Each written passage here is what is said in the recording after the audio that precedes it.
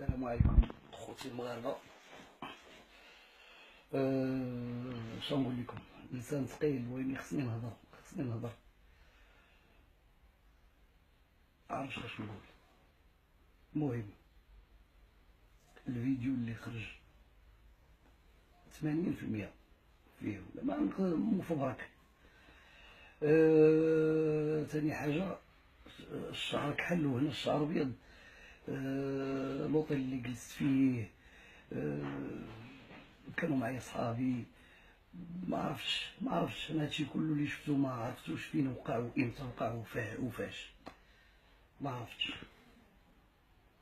اللي كنقول للمغاربه كاملين وهو عندي وليدات هما علاش انا دابا كنهضر. انا ما كيهمنيش النهار الاول بغيتوني كفنان مغني الله يكثر خيركم، اليوم تكرهوني كاع الله يكثر خيركم من حقكم، ويني وليداتي لا.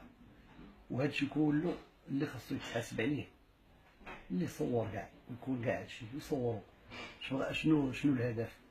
الابتزاز خلصت على هاد الفيديو هادي 10 سنين وصيفطوه ليا وخلصت. مشيت لهولندا والمناجير ومناجيرة جوج الناس في هولندا كنخدم معاهم هما اللي تكلفوا مشاو لاسبانيا وخداو السيدي وهرسوه وعطيت فيها 3 مليون ونص ولا ما عرفت 4 مليون.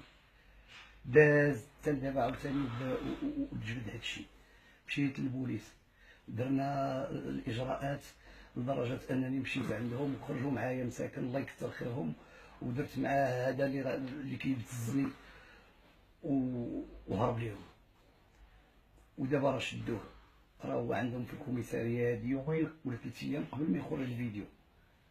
يعني الابتزاز كما وقع لي انا غادي يوقع لاي فنان. اللهم كننصح الفنانه كلهم يحضروا راسهم ويغنيو. وانا الله يسامح لي وكنطلب منكم المسامحه دائما، كنطلب المسامحه.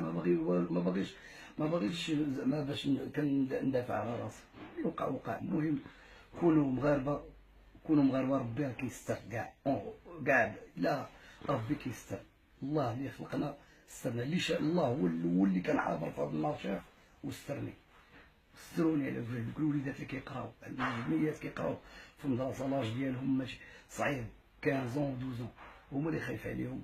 وكنطلب المسامحه من جميع المغاربه. وراه عييت من الابتزاز وفي الاخر خليتهم ينشروا هادشي واللي عطا الله السوق. وهذا نتمنىكم تقبلوا مني راي واحد يغلط، حيت دابا لحد الان ما كندافع